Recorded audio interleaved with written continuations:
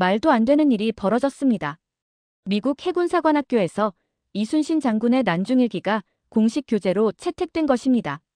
심지어 하버드 대학교 MBA 과정에서는 이순신 리더십이라는 정규 강의까지 생겼다고 합니다. 이제 세계가 묻기 시작했습니다. 왜 지금껏 이런 영웅을 한국만 알고 있었냐고 말입니다. 시작 전에 잠깐. 좋아요와 구독은 제게 정말 큰 힘이 됩니다. 그럼 오늘 이야기 시작합니다. 안녕하세요. 저는 올해 43살 클레어 오닐입니다. 미국 PBS 공영방송 역사 전문 다큐멘터리 감독이죠. PBS에서 역사 다큐를 제작한 지 벌써 20년이 넘었습니다. 저의 다큐멘터리 링컨의 게티즈버그 연설, 처칠의 결단, 넬슨의 트라팔가르, 해전은 400만 명 이상의 충성 시청자를 확보한 작품들이었죠. 버지니아주 리치먼드 출신인 저는 철저한 서구 중심 교육을 받고 자랐습니다. 솔직히 말씀드리면 제 사무실 책장에는 나폴레옹, 알렉산더, 처칠, 패튼의 전기만 가득했어요. 저에게 동양은 그저 신비로운 문화의 원천일 뿐 진정한 전략과 리더십의 무대는 아니다라는 편견이 있었습니다. 그런 저에게 충격적인 사건이 찾아왔어요. 지난달 펜타곤 관계자와의 인터뷰 중 그가 무심코 이순신의 난중일기를 언급한 것입니다. 미 국방부 산하전략연구소에서 발간한 차세대 군사 리더십 보고서에 이 조선 장군의 기록이 공식 인용되었다는 거죠. 누구라고요? 이순신? 제 발음이 어색했을 겁니다. 그는 아무렇지 않게 대답했어요. 클레어, 우리가 연구하는 최고의 군사 지도자 중 한 명입니다. 23전 23승, 단 한 번도 패배하지 않은 제독이죠. 그 말을 듣는 순간 직업적 호기심이 폭발했습니다. 어떻게 서양 군사학계에서 이토록 중요한 인물이 대중에게는 거의 알려지지 않았을까요? 더구나 23전 23승이라니 알렉산더나 나폴레옹도 이루지 못한 기록이었어요. 그날 밤 저는 이순신을 검색했습니다. 놀랍게도 미국 젊은이들 사이에서 한국의 진짜 슈퍼히어로라는 밈이 이미 퍼지고 있었고 해외 유튜버들의 리액션 영상이 수백만 조회수를 기록하고 있었죠. 몇몇 영상은 제 또래의 남성들도 열광적으로 댓글을 달고 있었습니다. 하지만 의문이 남았어요. 과연 이 동양의 장군이 서양 시청자들의 가슴을 울릴 수 있을까? 바로 그때 PBS 내부 회의에서 만난 동양사 전공 연구원 마이클 리의 도전적인 제안이 제 귀에 꽂혔습니다. 클레어, 당신은 중요한 역사적 진실을 외면하고 있어요. 이순신은 단순한 영웅 신화가 아닙니다. 그의 전략은 현대 해군 전술의 기초가 되었고 리더십은 하버드 경영대 학원에서 연구되고 있습니다. 마이클의 말은 저를 불편하게 했어요. 제 교육과 경험이 만들어낸 벽이 흔들리는 느낌이었죠. 그런 이야기로 미국 중년 남성 시청자들의 관심을 끌 수 있겠어요? 그들은 처칠과 패튼의 이야기를 원한다고요. 하지만 마음 한구석에서는 이미 호기심의 불씨가 타오르고 있었습니다. 그날 밤 편집실에 홀로 남아 결심했어요.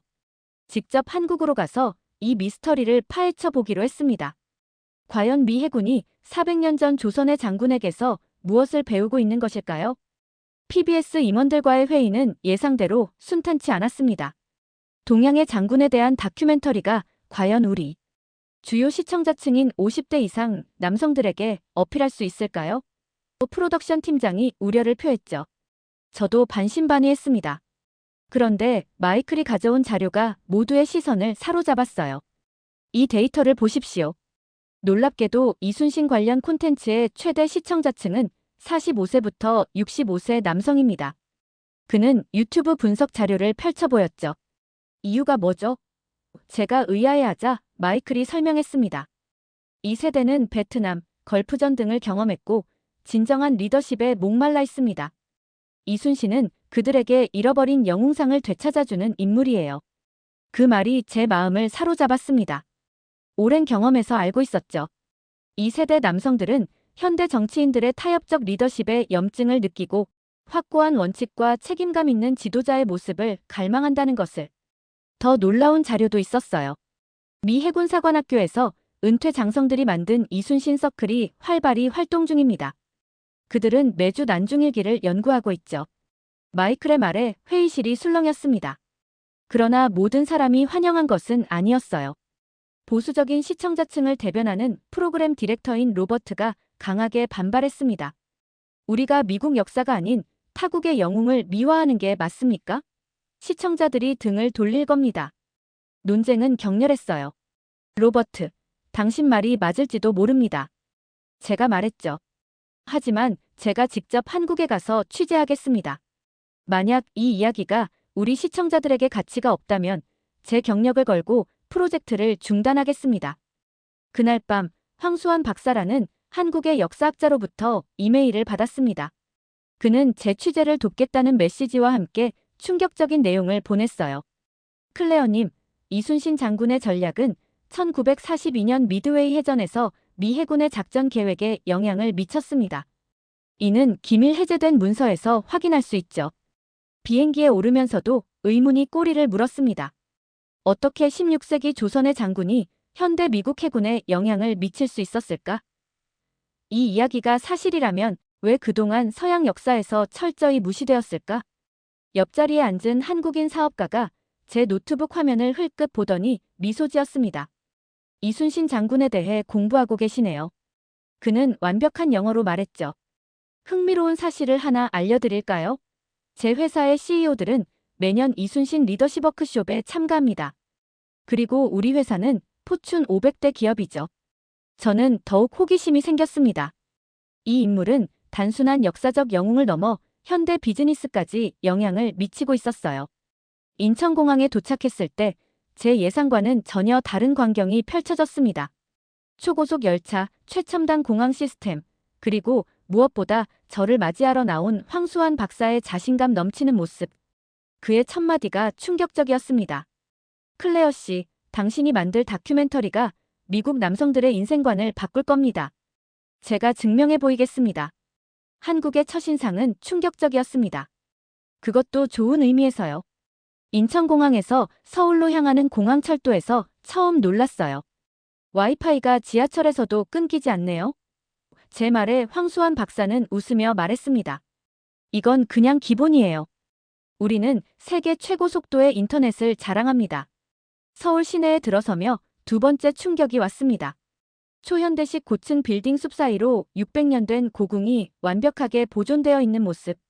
현대와 전통이 공존하는 풍경에 저는 말문이 막혔어요. 이런 곳에서 16세기 장군의 이야기를 찾으러 왔다니. 제 중얼거림에 황 박사가 의미심장하게 대답했습니다. 이순신은 우리에게 과거의 인물이 아닙니다. 그는 지금도 모든 중요한 결정의 순간에 우리와 함께합니다.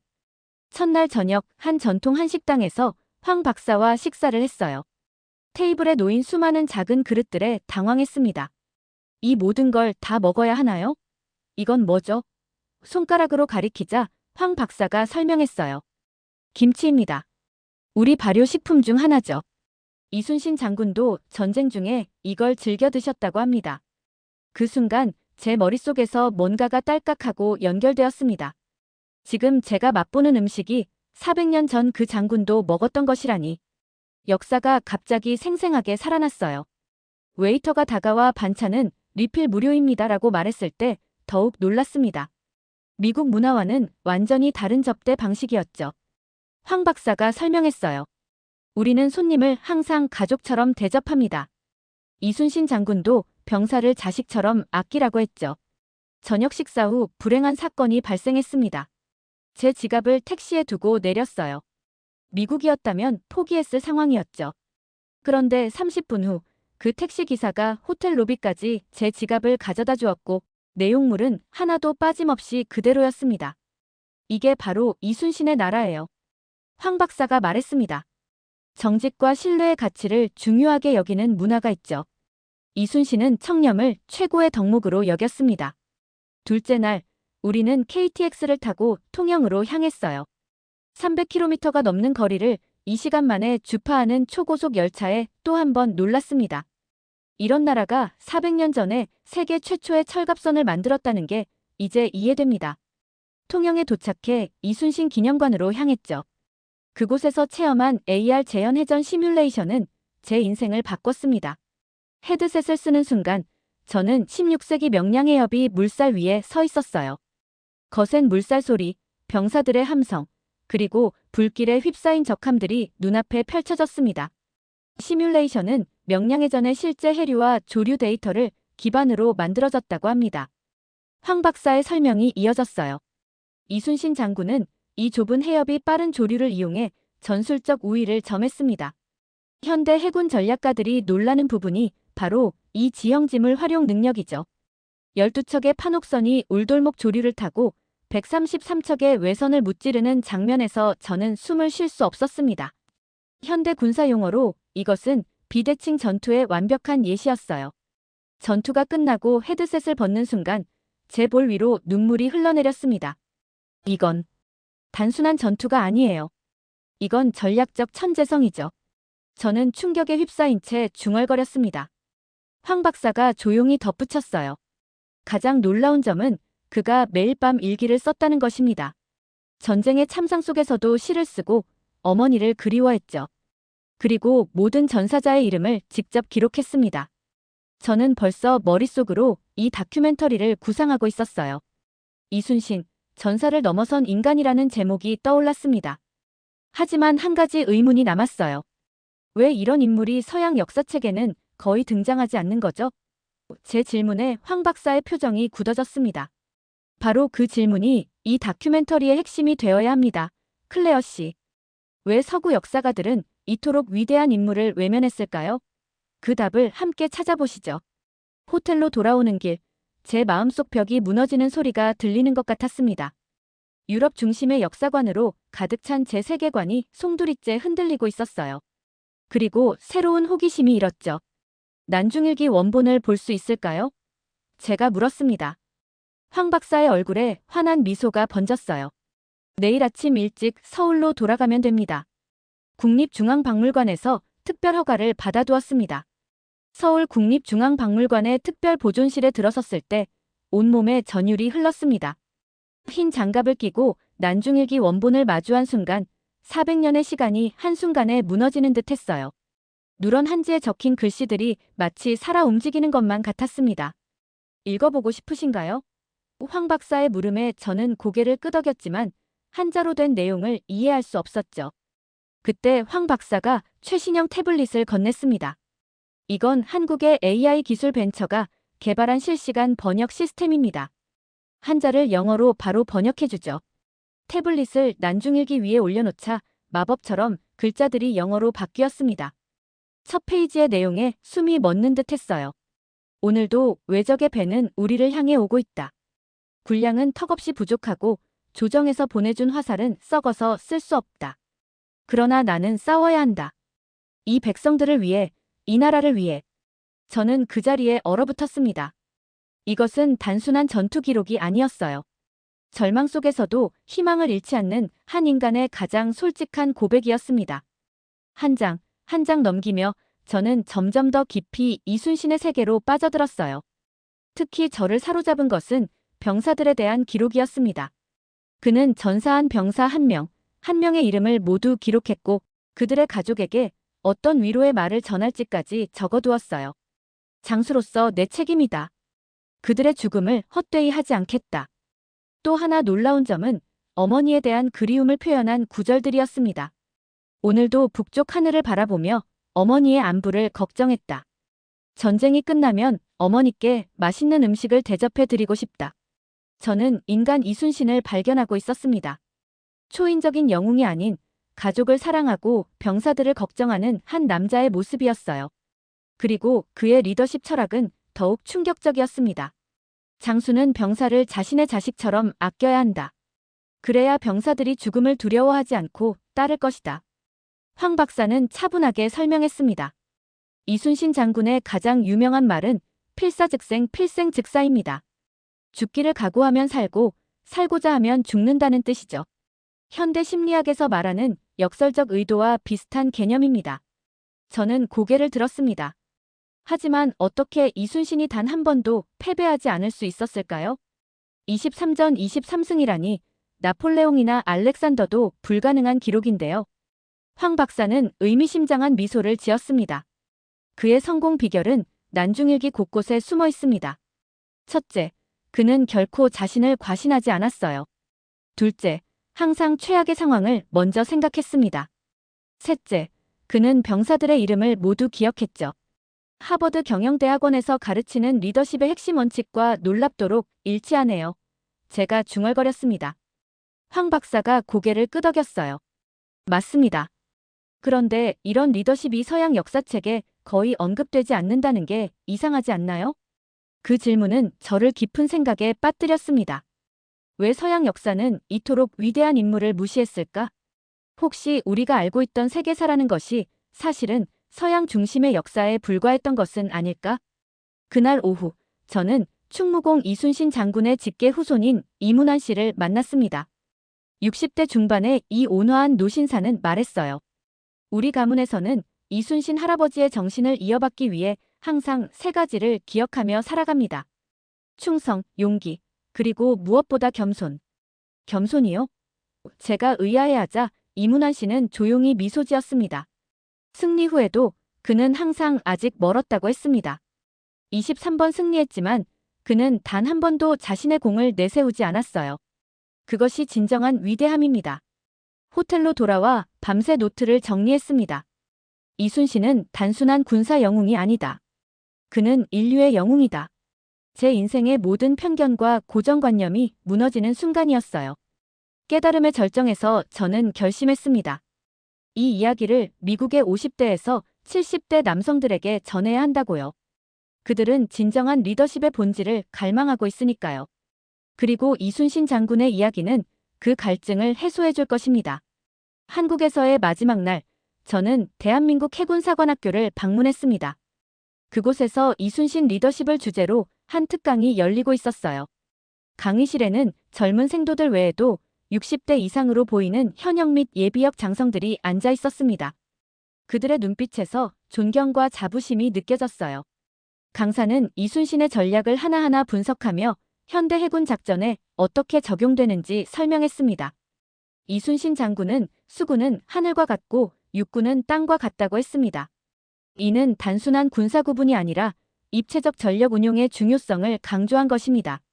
특히 놀라웠던 점은 강사가 미국 해군의 작전 교범을 인용하는 부분이었어요. 명량해전의 전술은 오늘날 미드웨이 해전과 더불어 해군 전술의 교과서로 연구되고 있습니다. 강의가 끝난 후 한올로 제독이 저에게 다가왔습니다. 클레어 씨, 저는 베트남전에서 미 해군과 함께 작전했던 사람입니다. 그때 미국 지휘관들에게 난중일기를 영어로 번역해 선물했지요. 30년 후 그들 중 한 명이 미 해군 참모 총장이 되었을 때 그는 난중일기가 내 리더십의 바이블이라고 했습니다. 제 마음은 확신으로 가득 찼습니다. 이 이야기는 반드시 미국 시청자들, 특히 리더십에 목마른 사람들에게 전해져야 했어요. 전쟁을 경험하고 조직을 이끌었으며 이제는 현대 사회의 변화 속에서 자신의 가치를 되돌아보는 그들에게 이순신의 이야기는 강력한 울림을 줄 것이었습니다. 미국으로 돌아가는 비행기 안에서 저는 다큐멘터리의 윤곽을 그렸어요. 단순한 영웅 신화가 아닌 진정한 리더십의 본질을 다루는 작품으로 만들기로 결심했습니다. 난중일기의 깊은 인간성, 불가능한 상황에서도 희망을 잃지 않는 의지, 그리고 부하를 사랑하는 진정한 리더의 모습을 담고 싶었어요. 뉴욕 PBS 사무실에 돌아온 첫날, 저는 임원진을 소집했습니다. 우리는 역사를 바꿀 프로젝트를 시작합니다. 제 확신에 찬 목소리에 의심했던 임원들조차 귀를 기울였어요. 저는 한국에서 가져온 자료들을 하나하나 펼쳐 보였습니다.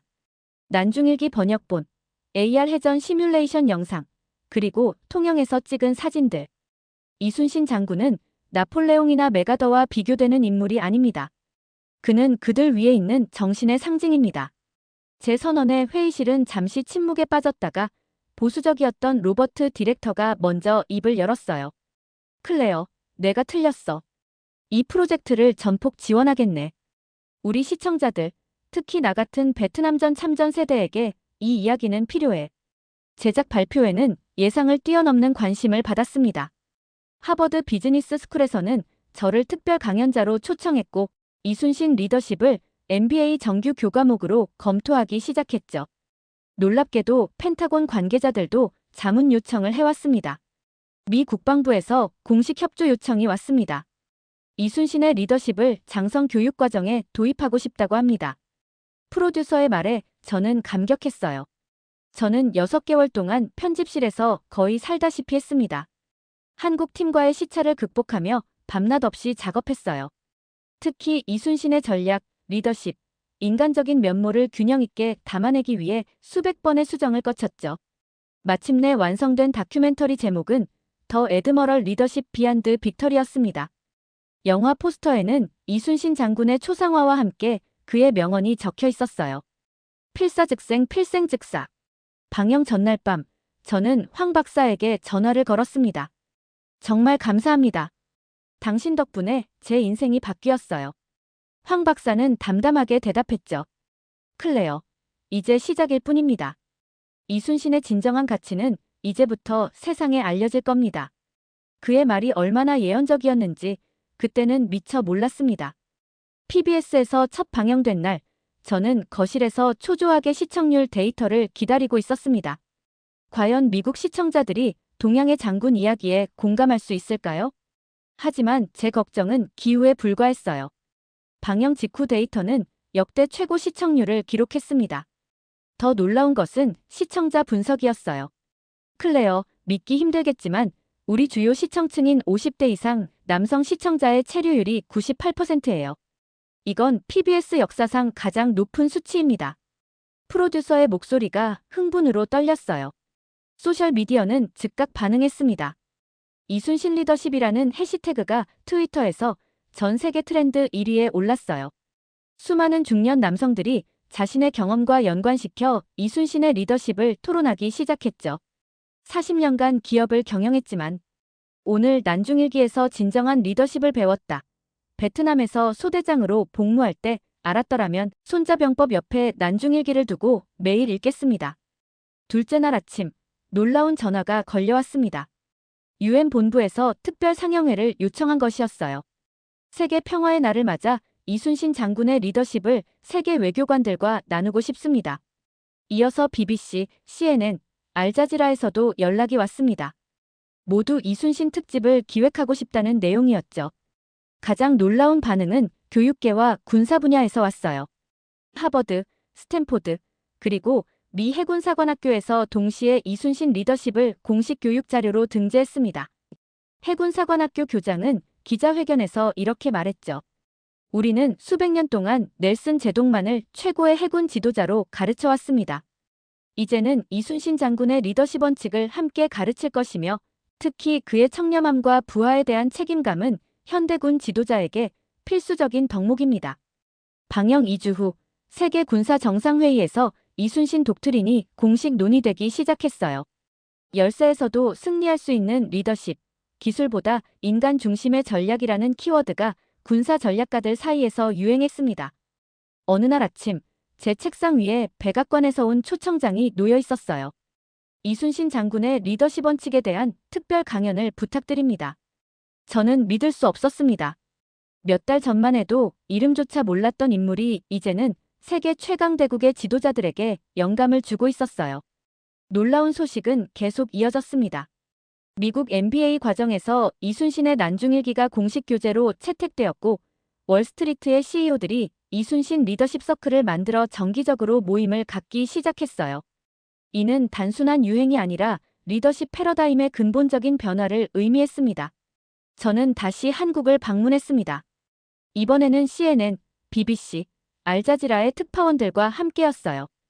그들은 모두 이순신 장군의 발자취를 따라가는 특집 다큐멘터리를 제작하고 있었습니다. 통영에서 만난 한 어부는 제게 말했습니다.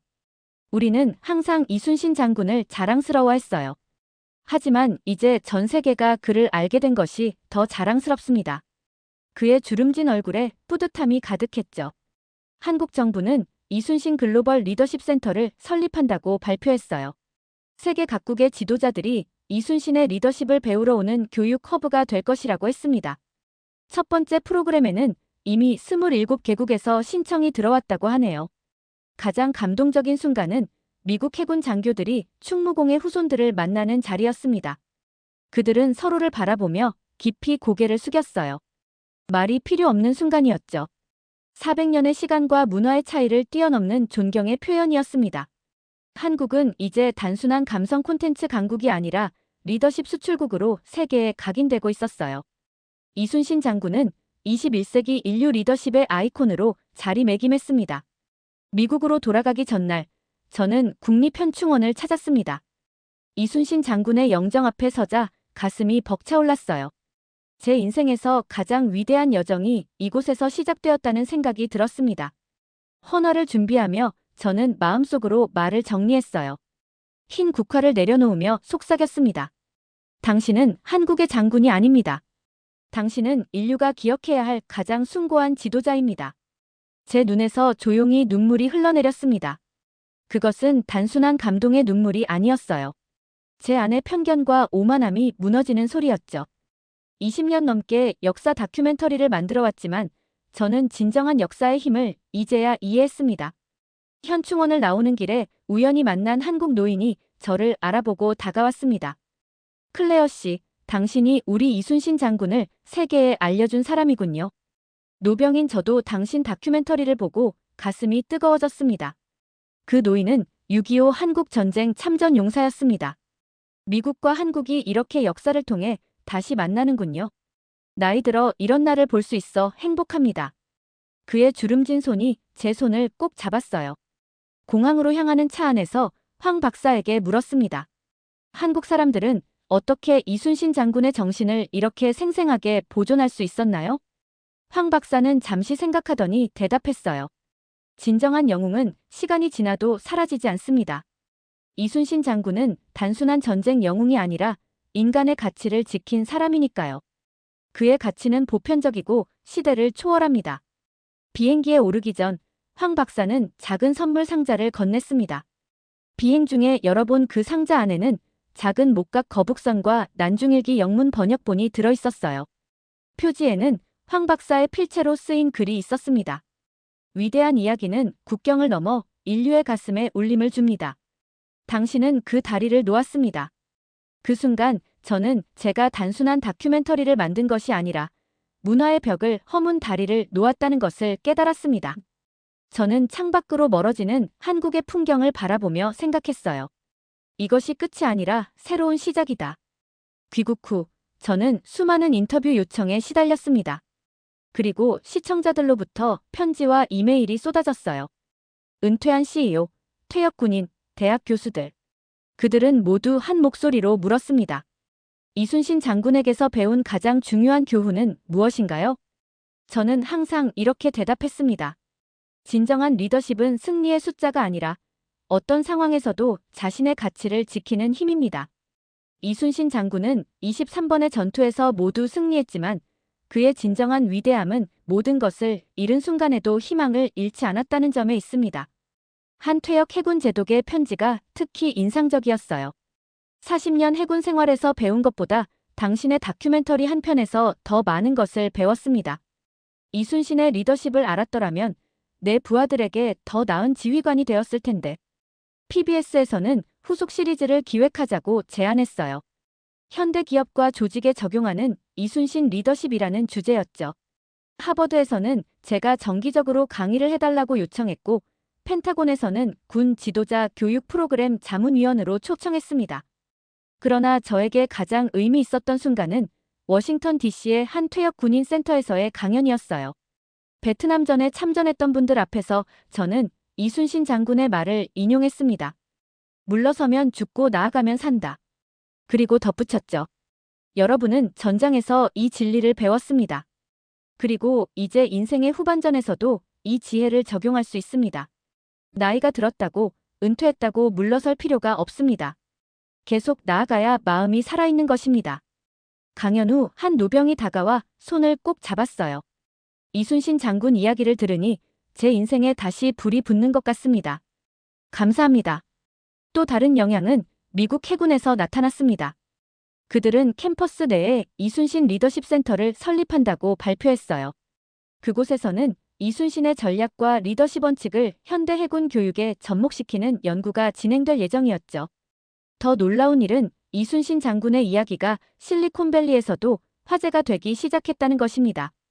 한 유명 테크 기업 CEO는 연례 주주총회에서 이렇게 말했어요. 우리는 기술적으로는 앞서 있지만 이순신 장군의 인간 중심 리더십을 배워야 합니다. AI 시대에 더욱 중요한 것은 기계가 아닌 사람이니까요. 황 박사와는 계속 화상통화를 했습니다. 그는 웃으며 말했죠. 클레어, 당신은 이제 한국인보다 이순신 장군을 더 사랑하는 것 같네요. 저는 웃으며 대답했어요. 그럴지도 모르겠네요. 하지만 이순신은 이제 한국만의 영웅이 아니라 전 세계의 영웅이니까요. 오늘 다큐멘터리 방영 1주년을 맞아 특별 기념식이 열렸습니다. 전 세계 신개국에서 모인 리더들이 이순신 장군의 리더십을 기리고 있어요. 작은 호기심에서 시작된 여정이 이렇게 큰 파도를 일으킬 줄은 상상도 못했습니다. 제가 단순히 역사 다큐멘터리를 만든 것이 아니라 시대를 초월한 리더십의 본질을 전달했다는 사실이 가슴 뿌듯합니다.